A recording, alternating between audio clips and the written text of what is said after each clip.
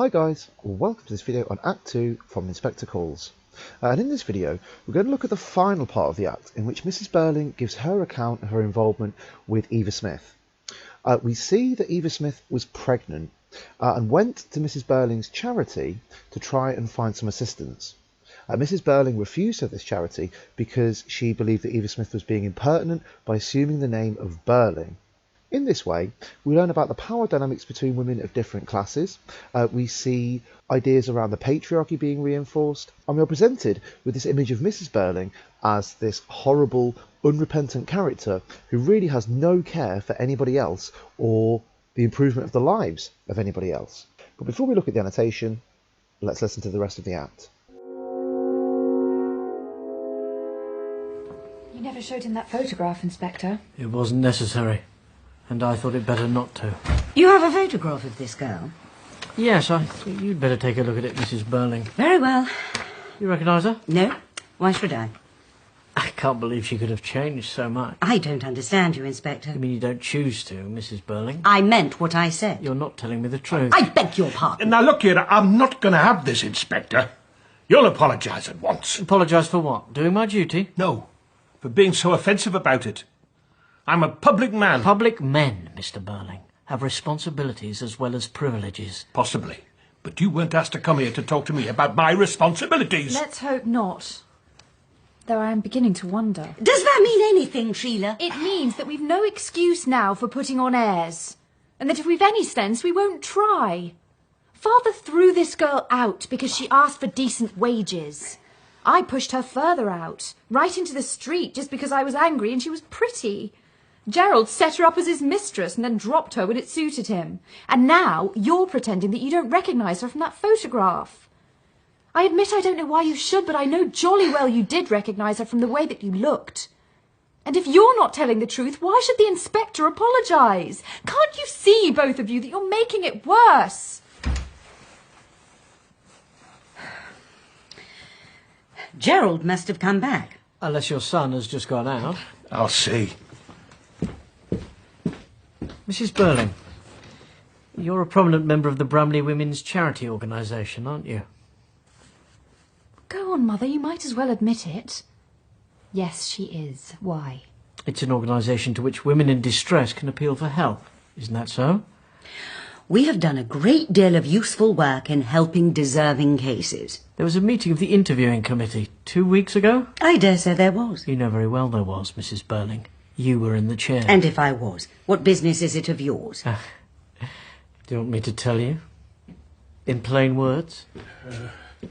That must have been Eric going out. Silly boy, where can he have gone to? He was in one of his excitable moods. And even though we don't need him here... We do need him here. And if he's not back soon, I shall have to go and find him. He's probably just gone to cool off. He'll be back soon. I hope so. And why should you hope so? I'll explain why when you've answered my questions, Mrs Birling. Is there any reason why my wife should answer questions from you, Inspector? You'll remember that Mr Croft told us, quite truthfully I believe, that he hadn't spoken to or seen Eva Smith since last September. But Mrs Birling spoke to and saw her only 2 weeks ago. Mother! Is this true? Yes, quite true. She appealed to your organisation for help. Yes. Not as Eva Smith. No, nor as Daisy Renton. As what then? First, she called herself Mrs Birling. Mrs Birling? It was a piece of gross impertinence, quite deliberate, and naturally that was one of the things that prejudiced me against her case. And I should think so.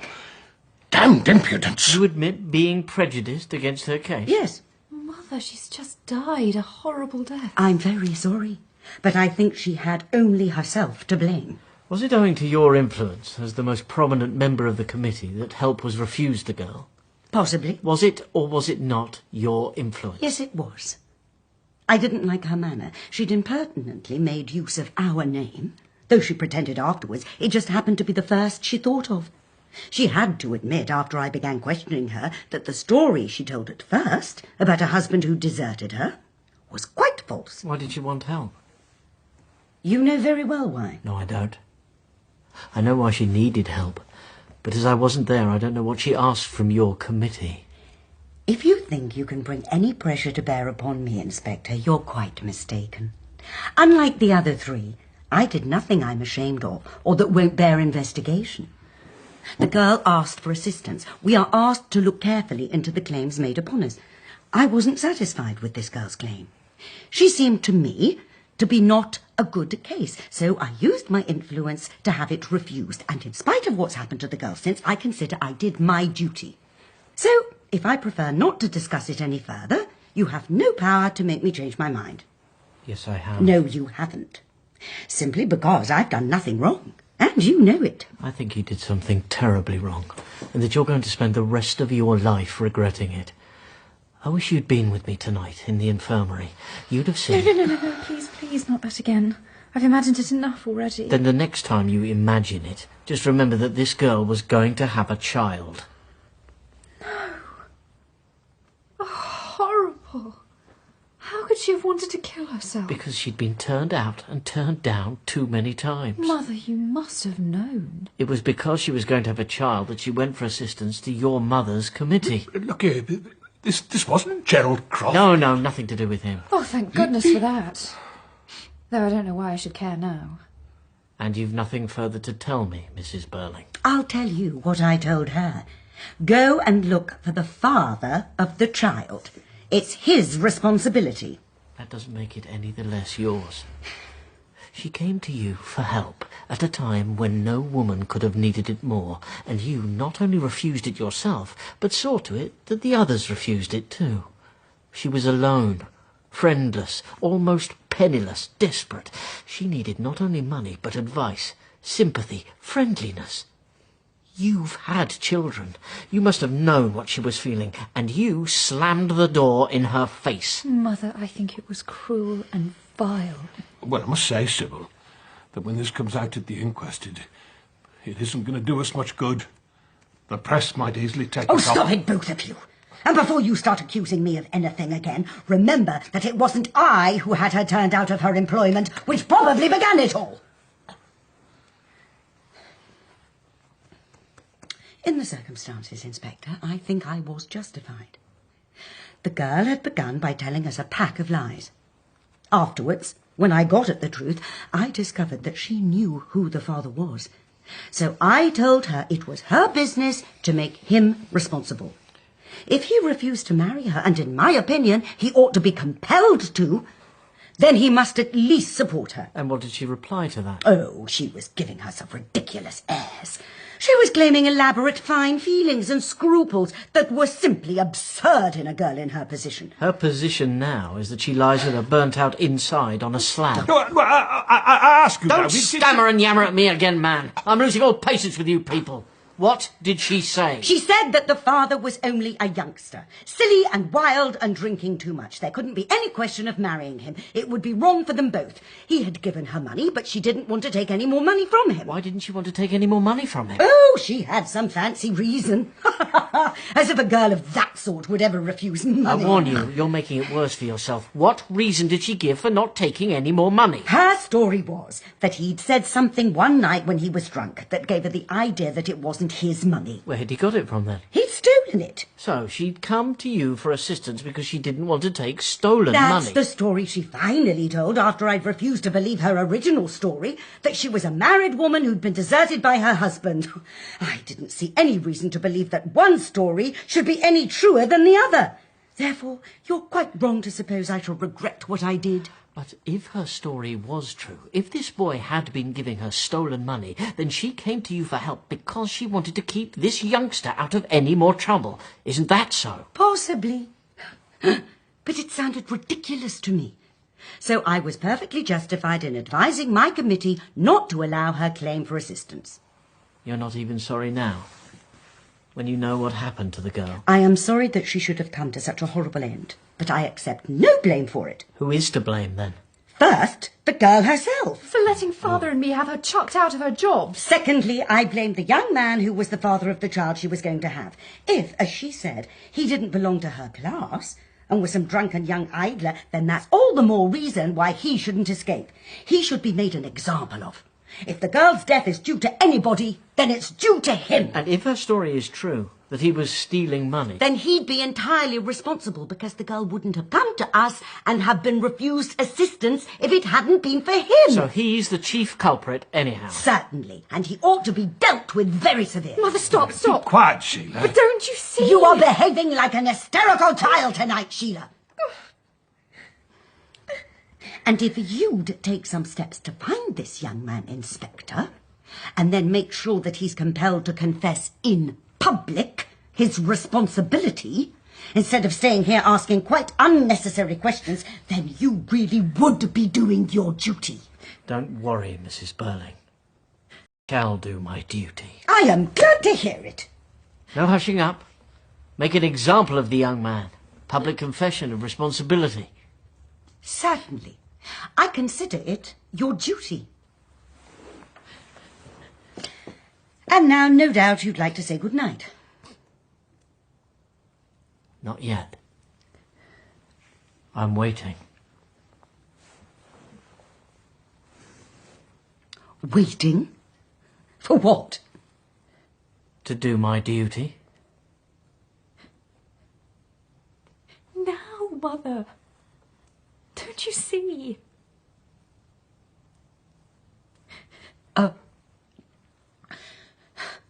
No, surely, I mean, no, it's ridiculous. Look, Inspector, you're not trying to tell us that my boy is mixed up in this. If he is, then we know what to do, don't we? Mrs Birling has just told us. Oh, my God. Oh, no, but look here, look. No, I don't believe it. I won't believe it. Mother, I begged you and begged you to stop.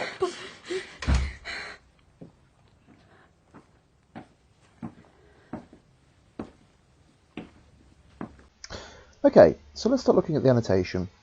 Now it begins with the inspector reflecting on Gerald not showing him the photograph. He says, I thought it better not to, showing that he doesn't want to add to Gerald's guilt. He doesn't want to make things worse for Gerald. Then we move on to Mrs Birling's story and her involvement with Eva Smith.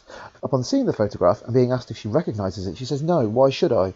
Showing that she won't accept responsibility. And she is not prepared to start off in an honest way, in the way that Sheila has asked her to. And if you remember back to the inspector saying, if you go easy with me, I'll go easy with you, Mrs Birling very much showing that she's going to be an opposing force to the inspector.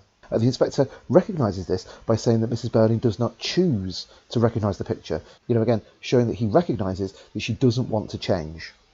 This is further backed up by the inspector telling Mrs Birling, you're not telling me the truth, showing that he knows, potentially linking with that supernatural force, the idea that he is some sort of ghost or spirit that's going to enact revenge on this family. Mr Birling then argues that he's not going to have this. He says, you'll apologise at once. This shows Birling seeing holding people of power to account over their actions as offensive. Think about this as the attitude of the powerful. They believe they are above the law and should not be held responsible for the things that they have done. Birling shows this, where he says, no, for being offensive about it. I'm a public man. So, like I say, he believes that the line of questioning is offensive because this is somebody holding power to account. We see with the public man statement that he's trying to use his social position. The inspector once more throws the words back against Birling, saying public men, Mr Birling, have responsibilities as well as privileges. So the idea that the privilege that wealth gives to men of power should translate into their responsibilities over workers and over wider society in general. And then once more we see Birling being wrong, where he says, possibly, but you weren't asked to come here to talk to me about my responsibilities. Which is exactly what the inspector is there to do. He's there to talk about his responsibility in the death of Eva Smith. Sheila then shows that she's very much on the side of the inspector, and if we think about how her character has changed, this again marks a step closer to her being more socially aware and being more understanding that she has a responsibility to wider society. She says there's no excuse for putting on airs. The truth is out now.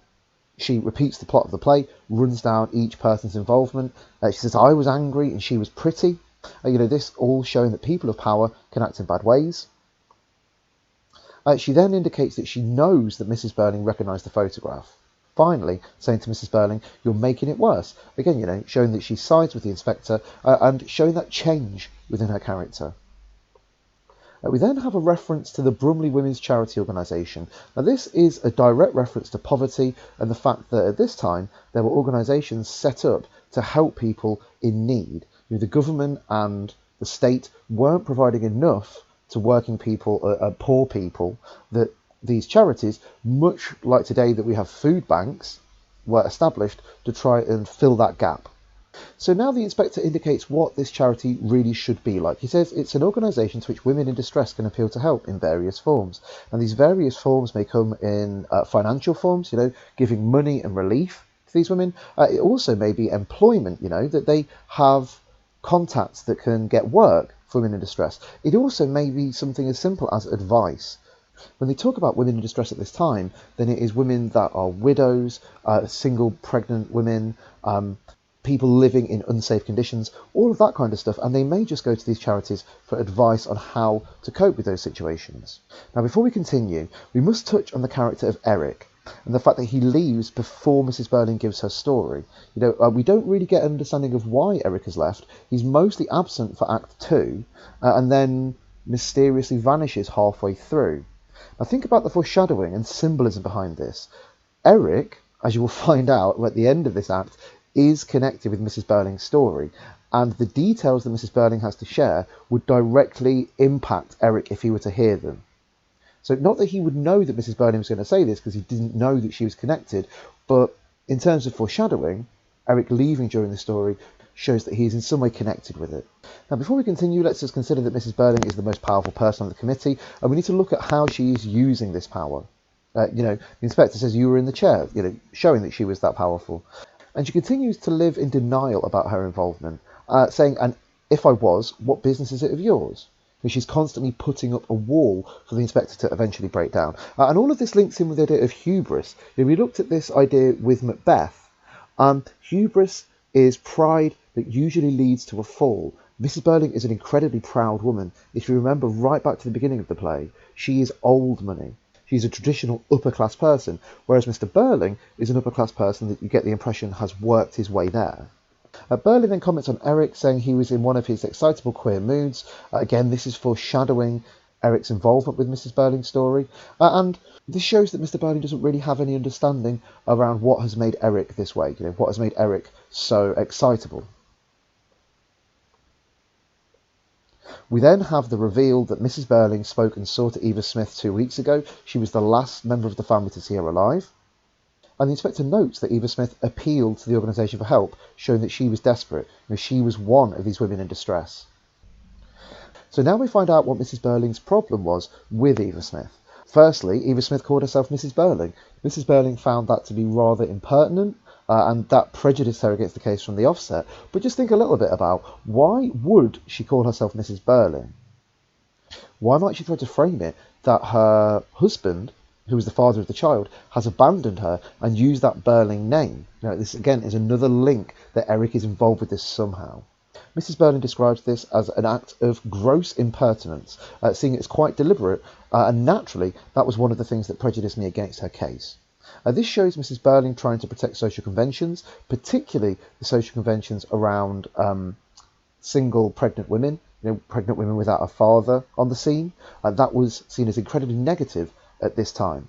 And in that way, it represents traditional and old values, the old values that a baby should have a father and a mother. But, ultimately, this shows that she has no care for those in poverty. Mrs Birling is not on this committee to try and help people. She's on this committee to try and enrich her own ego and kind of lord it over poorer people. Mr Birling agrees with this, calling it damned impudence. The inspector asks, "You admit being prejudiced against her case?" That sets her up again as being quite a horrible person. And we see this again when Mrs Birling says, "I think she only had herself to blame." Her initial reaction shows that there was no guilt or shame over her treatment of Eva Smith, even now that she knows that Eva Smith is dead. Mrs Birling says that she didn't like her manner, the idea that Eva Smith did not fit social norms. And then Mrs Birling shows that she managed to wheedle out of Eva Smith that she was lying, that she wasn't married, and the story about having a husband who had deserted her was false. Now, there is some dramatic irony around this because, as you found out from the scene, Eric is the father of the child. And so every time Mrs Birling attacks the father of this child, she's actually attacking her own son. Okay, now I'd like to just look a little bit at the language that the inspector uses and the language that Mrs Birling uses around this help that Eva Smith was looking for. Mrs Birling says that she wanted help. The idea that it was something that she didn't necessarily need. The inspector, however, says, I know why she needed help, showing that this help was essential. This was something that she really, really did need. Mrs Birling refuses to discuss it, trying to deflect her guilt, trying to deflect her involvement. Also, she feels that it's not socially proper to be discussing this kind of thing. And the inspector says back to her, you have no hope of not discussing it, Mrs Birling. Note that in the same way that he reflects language back on Birling, he is now reflecting language back on Mrs Birling. He's using her words against her. And I think all of this goes to show that the arguments that Mrs Birling and Mr Birling put forward are largely ridiculous, and they fall apart very quickly under any kind of scrutiny. Mrs Birling says, I did nothing I'm ashamed of or that won't bear investigation, again showing that she has no remorse, no guilt about what she did. In fact, she feels that what she did was exactly the right thing to have done. She says she wasn't satisfied with the girl's claim, and that she used her influence to have it refused. The idea that she actively destroyed the claim. That she was pregnant and needed help, and Mrs Birling didn't like her, so she didn't offer her any of that help. In fact, she considered it her duty, again showing that she has no guilt. And think about it, when we've seen that word used before, Mr Birling says that his duty as a hard-headed man of business, his duty was to keep costs down, and that is what led to Eva Smith's death. Again, Mrs Birling, her duty was to protect the money of the charity and not give anything to people that she didn't like, again leading to Eva Smith's death. So they weren't really doing their duty in either of those circumstances. Mrs Birling finally says, you have no power to make me change my mind, showing that she is stuck in her ways and really will not change the way that she thinks about Eva Smith. Now here's an interesting thought. Mrs Birling, in representing old money, preserves the idea that the upper classes have a duty and right to hold on to power and wealth and deny it to the poor. Now, even in this charity setting, she is trying to hold on to the power and wealth that come with her class and status, and refusing access to that to poorer people. We could definitely look at that using a Marxist reading, considering the means of production and who controls the means of production. Mrs Birling backs this up by saying that she believes that she's done nothing wrong. However, the inspector, who knows everything about this case, and who knows exactly who the father is, responds to her, I think you did something terribly wrong, and that you're going to spend the rest of your life regretting it, because she has to deal with the fact that this is going to destroy Eric, and the fact that she didn't actually support her own grandchild in refusing to support Eva Smith.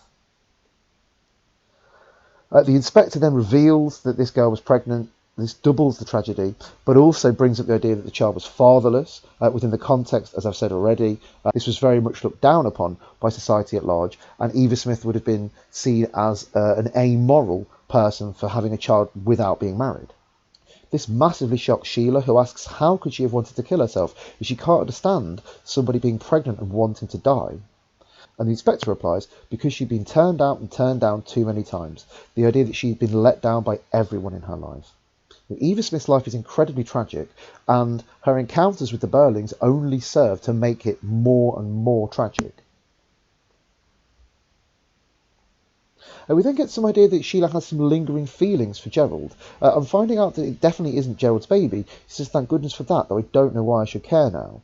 This shows that Sheila is still finding it difficult to shed some of her past. And now we start to see the beginning of Mrs Birling's downfall. Remember I talked about that hubris? This is a prime example of that. She is so full of pride that her attitude and opinions towards society and life are correct, that she in so many ways throws herself and her family under the bus. This also links in with the idea of the inspector giving them enough rope to hang themselves, and across the rest of this act we will see the inspector giving Miss Birling plenty of rope. She starts by saying, go and look for the father of the child. It's his responsibility.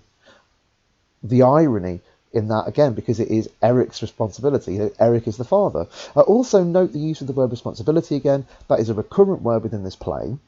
And I think this shows that Birling and Mrs Birling are perfectly happy to point out other people's responsibilities, but when it comes to looking at their own, they really don't want to know. And the inspector reflects this by saying that doesn't make it any less yours. The idea that she had a social responsibility to Eva Smith and her unborn child. He says, and you not only refused it yourself, but saw to it that the others refused it too. This is the idea that Mrs Birling abused her power on the seat of the charity to make others reject Eva Smith's claims. The inspector now puts forward an idea that is really the opposite of Mrs Birling's ideas. He says she needed not only money, but advice, sympathy and friendliness. This is the idea that those in need more than money to achieve happiness. It's not just about her being financially secure, but also, as a single pregnant woman, she needs advice on birth, on looking after the child, on how she can cope. It's more than just getting a little bit of cash. And the inspector indicates that Mrs Birling must know this. He says, you've had children. You must have known what she was feeling. You know, the terror, but also the joy at knowing you were going to have a baby. However, Mrs Birling slammed the door in her face, showing that she has no empathy, that she could not possibly extend any kind of feeling to Eva Smith because she had started off and Mrs Birling had just taken a disliking to her. Sheila says, Mother, I think it was cruel and vile, showing her opinion of her mother, again showing the change in Sheila's character. She's moving away from her parents now. I mean, even Mr Birling says, I must say, Sybil, that when this comes out at the inquest, it isn't going to do as much good. The press might easily take it up. You know, showing that he believes that Sybil not necessarily has done something wrong, but has done something that may affect their public image. Mrs Birling then turns on Birling and Sheila, saying it wasn't I who had her turned out of her employment, again, showing that she won't accept responsibility, but is very quick to blame others for this. She's very quick to point out other people's responsibilities. She believes that she was justified in the way that she acted towards her, and indicates that through further questioning, she's able to work out who the father was. Again, who? More irony, more dramatic irony, when she says that it was her business to make him responsible.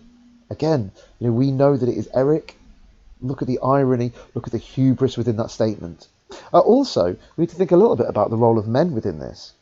The idea that a man is seen as responsible and had to act in certain ways. For example, if a man were to get a woman pregnant, then he should be forced to marry her. We see Mrs Birling bring that up later on in this act. Now we see the real Mrs Birling, the vile, horrible character that she is. She says that she didn't like her because she was giving herself ridiculous airs. She was claiming elaborate fine feelings and scruples that were simply absurd in a girl in her position.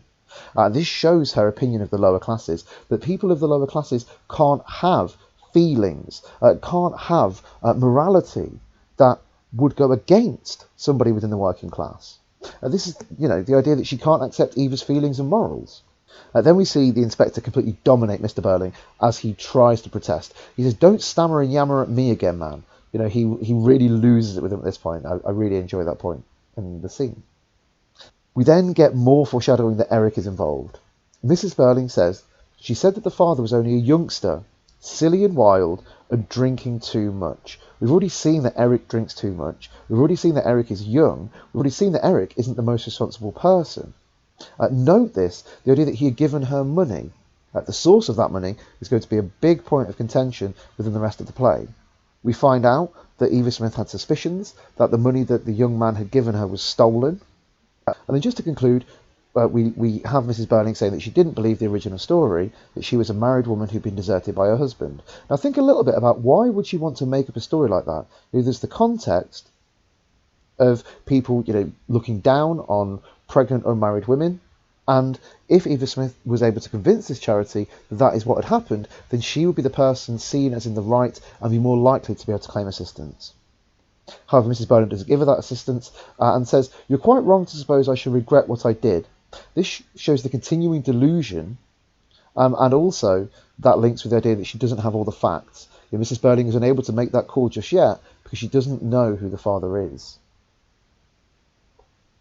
We now see the inspector starting to give Mrs Birling this rope that she's going to use to hang herself. We start to see him provoke her hubris that will eventually lead to her downfall. He says she wanted to keep this youngster out of any more trouble. The idea that she was trying to protect the young person because she knew that he'd stolen some money. Again, Mrs Birling refusing to accept responsibility, linking with the ideas around her class, linking with the idea that she feels no responsibility to look after poorer people. We then get on to the issue of blame. The inspector asks Mrs Birling who then should be to blame. He says first, the girl herself. This links with patriarchal ideas, the idea that women were more to blame than men when it comes to issues around pregnancy. You know, the idea that she should be the one that takes precautions and she should be the one that is responsible for not becoming pregnant. I think this is particularly shocking when we get into Act 3 and we find out about Eric and Eva's first kind of encounter. And we then have further laying on of this dramatic irony, which says, secondly, I blame the young man who was the father of the child. We then get more rope given to Mrs Birling. You know, she really is setting up her downfall in quite a heavy-handed way. She says that if he didn't belong to her class and was some drunken young idler, you know, key points about Eric, then that's all the more reason why he shouldn't escape. He should be made an example of. If the girl's death is due to anybody, then it's due to him. So she's laying the full responsibility on the father of this child. And particularly with the idea that he had stolen money to give to her, Mrs Birling says then he'd be entirely responsible for that. We get more rope given to Mrs Birling when the inspector says, so he's the chief culprit anyhow? And Mrs Birling replies, certainly, and he ought to be dealt with very severely. Now at this point, Sheila has worked it out. She sees the downfall approaching. She has the realisation that Eric is the father of the child. She asks her to stop. Mrs Birling and Birling both shout Sheila down, continuing this infantilisation, where Mrs Birling calls her an hysterical child. Mrs Birling then goes on to say that this father should be compelled to confess in public his responsibility, you know, further laying it on around Eric's responsibilities. Now, obviously, the inspector knows, and he repeats this back to her, you know, saying, are you sure? Are you sure this is what you want? A public confession of responsibility? And Mrs Birling says, certainly. Now, the inspector refuses to leave, saying that he's there to do his duty, and that duty, we know what it is now that Mrs Birling has said it. And then Birling and Mrs Birling have the same realisation as Sheila. Birling says, look, Inspector, you're not trying to tell us that my boy is mixed up in this, showing his realisation. And then the inspector uses dramatic irony once more to say that if he is, then we know what to do, don't we? Mrs Birling has just told us. We get reactions from Sheila, Birling and Mrs Birling, and then finally Eric enters looking extremely pale and distressed. He meets their inquiring stares. This once more shows somebody blocking that exit. The family now cannot escape from this issue. You know, Eric is the father of the child. They've all been responsible in the death of their own grandchild and niece, in the case of Sheila. There really is no getting away from that. They're all mixed up in this too much. Now just consider, Mrs Birling's downfall is particularly hard. She represents traditional upper-class values such as protecting family, and her actions implicate Eric, and as a result of the death of her grandchild. Yet, at the end of this play, I would like you to consider, does she change? If she hasn't really changed up to this point, will she have changed by the end of the play? Well, we'll look at that when we get there. Okay, so that is that video, and I hope you found that useful, and I'll speak to you again soon. Bye-bye.